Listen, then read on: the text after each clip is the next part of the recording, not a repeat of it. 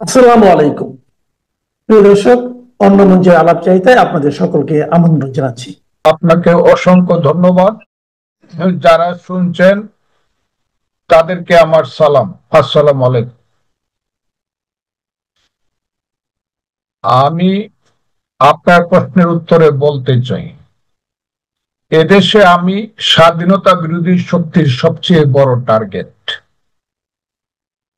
এবং এটা আমি সবাইকে বলছি, টেলিভিশনে বলেছি, টক শোতে বলেছি, ইউটিউবে বলেছি, লেখায় বলেছি, সাক্ষাৎকারে বলেছি যে স্বাধীনতা বিরোধী শক্তি আমাকে টার্গেট করেছে প্রধানত, এবং সেই স্বাধীনতা বিরোধী শক্তির মূল শক্তির নাম হলো জামাত শিবির। কাজেই আমার আরো বিড়ম্বনা আমাকে সহ্য করতে হবে, এবং আমি জানি সর্বশেষে সত্যের জয় হবে, এবং আমি একজন মুক্তিযোদ্ধা, মুক্তিযুদ্ধের জয় হবে।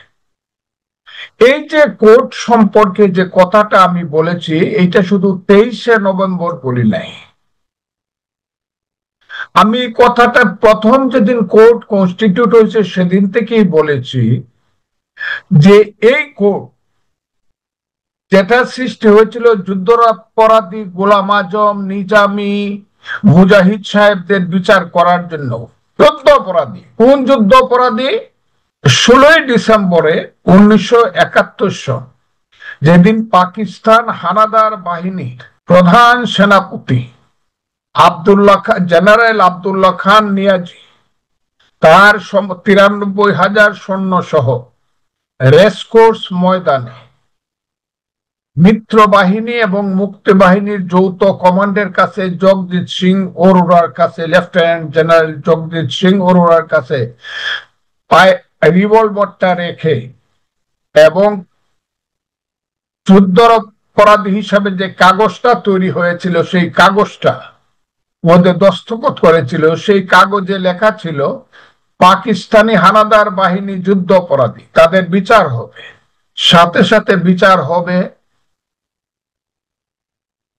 পূর্ব পাকিস্তানের মুসলিম লীগ, জামাতে ইসলাম, নেজামে ইসলাম এবং তাদের বাহিনী আল বদর, রাজাকার, আল শামস। সেই চুক্তির বলে 1973 সনে একটা অর্ডিন্যান্স বঙ্গবন্ধু সরকারের আমলে যুদ্ধ অপরাধীদের বিচারের জন্য আজকের যে কোর্ট, এবং সেই যুদ্ধ অপরাধীদের বিচারের ট্রাইব্যুনালে তখন প্রসিকিউটর ছিল এস.আর. পাল, যাকে বলা হতো বিখ্যাত সবিতা রঞ্জন পাল, পাকিস্তান, ভারত এবং বাংলাদেশের সর্বশ্রেষ্ঠ আইনজীবীদের একজন। আর ছিলেন তার অ্যাসিস্ট্যান্ট ফকির শাহাবুদ্দিন এবং খন্দকার মাহবুব হোসেন। সেটা যুদ্ধ অপরাধীদের বিচারের জন্য স্থাপন করা হয়েছিল। পরবর্তী সময়ে শেখ হাসিনার আমলে যে বিচারটা হয় 2008 সনে, শেখ হাসিনা ক্ষমতা যাওয়ার পরে যাদের ফাঁসি হয়, সবকিছু কিন্তু এরা হলো পাকিস্তানের যুদ্ধ অপরাধী। পাকিস্তানের সঙ্গে আমরা যে যুদ্ধটা করেছিলাম, এবং যুদ্ধে 1971 সনের 3রা ডিসেম্বর থেকে ভারতীয় বাহিনী যুক্ত হয়েছিল। এই যে যুদ্ধ, সেই যুদ্ধে যারা অপরাধ করছে তাদের বিচারের জন্য সারা পৃথিবী সেই যুদ্ধে সংশ্লিষ্ট ছিল। এর মধ্যে পৃথিবীর দুইটা সবচেয়ে বড় শক্তি, একটা হলো আমেরিকা ছিল পাকিস্তানের পক্ষে, আর সোভিয়েত ইউনিয়ন, আজকের রাশিয়া, ছিল সেদিন আমাদের পক্ষে। কাজে এখানে সারা বিশ্বের একটা সংযুক্তি ছিল আমাদের মুক্তিযুদ্ধের সঙ্গে। এই মুক্তিযুদ্ধে তৎকালীন ভারতের প্রধানমন্ত্রী ইন্দিরা গান্ধী বিশ্বযুদ্ধের রিস্ক নিয়েছিলেন, কারণ বঙ্গোপসাগর পর্যন্ত আমেরিকার 7ম নৌবহর এসে পড়েছিল। তারপর যুদ্ধ তিনি থামান নাই, পাকিস্তানিদেরকে সারেন্ডার করতে বাধ্য করেছে। ওই যে কোর্ট, এই কোর্টের সঙ্গে শেখ হাসিনার যে অপরাধ আর পাকিস্তানিদের যুদ্ধ অপরাধীদের অপরাধ তো এক অপরাধ না, এটাকে একসাথে মিলাইলে চলবে না। তো পাকিস্তানের যুদ্ধ অপরাধের বিচারটা হলে যে কারণে বলা হয় আন্তর্জাতিক অপরাধ দমন ট্রাইব্যুনাল। শেখ হাসিনার ব্যাপারটা তো এখানে আন্তর্জাতিক না, এলো জাতীয় যুদ্ধ। সেটাও যুদ্ধ না, জাতীয় আন্দোলনে, গণতান্ত্রিক আন্দোলনের বিরুদ্ধে শেখ হাসিনা সরকার অবস্থান নিয়েছিল। এইরকম অবস্থান এরশাদ নিয়েছিল, অনেকেই নিয়েছিল। এইরকম অবস্থা হাসিনা নিছে, তার সময় লোক মারা গেছে অনেক বেশি, যেটাকে বলা হচ্ছে 1400। আমি অবিশ্বাস করি না, কিন্তু সেই যুদ্ধটা তো আন্তর্জাতিক না, এটা একটা গণতান্ত্রিক সংগ্রাম বা একটা গণতান্ত্রিক আন্দোলন বা একটা গণ অভ্যুত্থান। এইটার সঙ্গে পাক্কু থাকার 30 লক্ষ লোকের রক্ত, 2 লক্ষ মা বোনের ইজ্জত, সমস্ত বাংলাপুরে সরকার, হাজার বছরের আমার মুক্তিযুদ্ধের শ্রেষ্ঠ অর্জন মুক্তিযুদ্ধ, সেইটাকে মিলে একই কোর্টে শেখ হাসিনার যে বিচারটা করছে, সেইটা আমি সমর্থন করি না। এই যে কোর্টটা কনস্টিটিউশন হয়েছে, কনস্টিটিউট হয়েছে, গঠন করা হয়েছে, আমি বলছি এই কোর্টটা আন্তর্জাতিক যুদ্ধ অপরাধী কোর্টের মতো এইখানে গঠন না করলেও চলতো। আর একটা ট্রাইব্যুনাল গঠন করা হোক, এবং কঠিন এগুলো আমি বলছি তো, খালি আমার কথা ভেঙে ভেঙে বলে তো হবে না। জি, আমি তো সেদিন হাজির হব। আমার যদি কথা, আমার কন্টেন্ট করতে, আমার টোটাল 1 ঘন্টা 10 মিনিটের টোটাল আমার বক্তব্যটা শুনতে হবে। আমার 1 লাইন 2 লাইন শুনে তো বললে হবে না। আমি খুব ক্লিয়ার বলছি, বিচারের ব্যাপারে আমার কথা নাই, বিচারের ব্যাপারে আমার কোনো প্রশ্ন নাই, কিন্তু এবং যারা বিচার করতেছে তাদের ব্যাপারে আমার কোনো প্রশ্ন নেই। প্রশ্ন শুধু কোর্টটার ব্যাপারে, যে কোর্টটা কনস্টিটিউট হয়েছে। কারণ এই কোর্টটা এমন ভাবে তৈরি করা হয়েছে, যখন এই সরকার তো আর 3 মাস থাকবে যদি গণতন্ত্র আসে। আমি তো বলতেছি এই সরকারকে কেউ রাইফেল দিয়ে উড়াই দেবে। ইউনূস সরকার তো 3 মাস থাকবে। যদি ইলেকশনের মাধ্যমে একটা সরকার আসে, তখন তো কোর্টের চিত্রটা ভিন্ন হবে। রিট কোর্ট গুলা তখন অনেক বেশি স্বাধীন হবে। আর সেই রিট কোর্টে আমি কথাগুলা বলছি তো, কেউ যদি প্রশ্ন করে বা প্রশ্ন উত্থাপন করে যে 71-এর যুদ্ধ অপরাধী ট্রাইব্যুনালের মতো করে, বা ট্রাইব্যুনালে এই ট্রাইব্যুনাল করাতে এই বিচার করা ঠিক হয় নাই, আর রিট কোর্ট যদি বলে ইয়েস এই কোর্টটা কনস্টিটিউট এইভাবে করা ঠিক হয় নাই, এবং এপিলেট ডিভিশন যদি এন্ডোর্স করে, তাহলে যে কোর্টই গঠন করা ঠিক হয় না, রায়টা কতটুকু ঠিক থাকবে।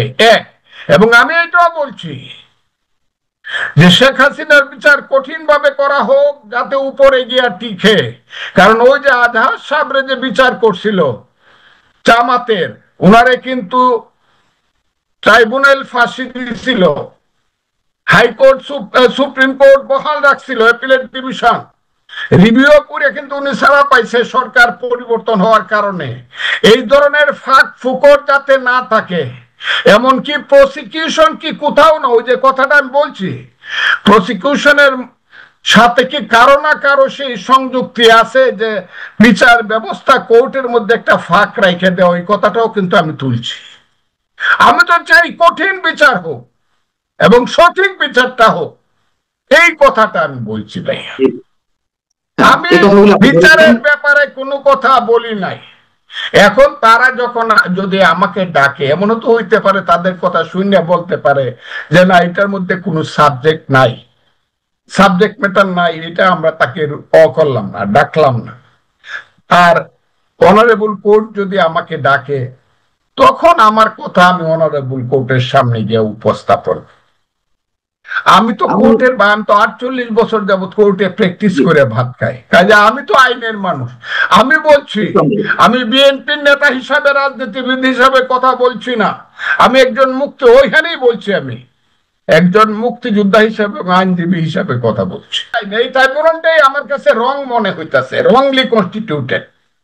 আপনি আমার কথা যদি আমি বলতে পারবো না, তাহলে তারা জাতিসংঘের মহাসচিব রাইনে দাঁড় করা, মানব অধিকার যে 6টা সংস্থাকে আইনে দাঁড় করা, ওই যে ইউরোপের সমস্ত রাষ্ট্রগুলো বলছে এই বিচারটা সঠিক হয় না, এর মধ্যে ফাঁক, তাদেরকে আইনে দাঁড় করা। আমার মতো একজন নরম মানুষ পায়া, অসহায় মানুষ পায়া আমাকে, আমার উপরে কেন বিচার চলছে? তাহলে সারা পৃথিবী বলতেছে বিচারটা এটা বোধহয় ঠিক হয় নাই, জাতিসংঘ থেকে দৈরে মানব অধিকার সবাই বলতেছে, আমি কি একা বলতেছি নাকি? মনোয়ার যেটা উপস্থাপন করছে তাদের পক্ষে, যেদিন আমি গিয়ে আমার পক্ষে যদি আমাকে ডাকে আমি তখন তাদের প্রশ্নে, আমি আজকে মনোয়ারের প্রশ্ন বা এদের কারণে এদেরকে আমি আজকে রসগোল্লা খুঁজছিলাম, হাইকোর্টে রসগোল্লা নাই বইলা এদের কাছে পাঠাইতে পারছি না। ওই আমার এক বন্ধু আছে, ছোট বন্ধু, ওরে আমি তুমি ডাকি, তার নাম তাজুল ইসলাম, তিনি হলো চিফ প্রসিকিউটর, তিনি আবার ময়মনসিংহ মানুষ, জামালপুরের মানুষ। আমি তার ছোট ভাইয়ের মতো দেখি, মনে করছিলাম তাজুল যখন কেসটা করাইছে ওর একটু মিষ্টি পাঠায়, আর যারা কেসটা করছে এদেরকে মিষ্টির সাথে একটু নিমকিও পাঠায়, এরা খুঁজা পাইছি না। আমি হাইকোর্টে কোনো দেখা যাবে না, আমি মিষ্টি লই যাবো এদের জন্য। আমার কি হয়ে যায় জেল ফাঁসি, এইটা আমি আমার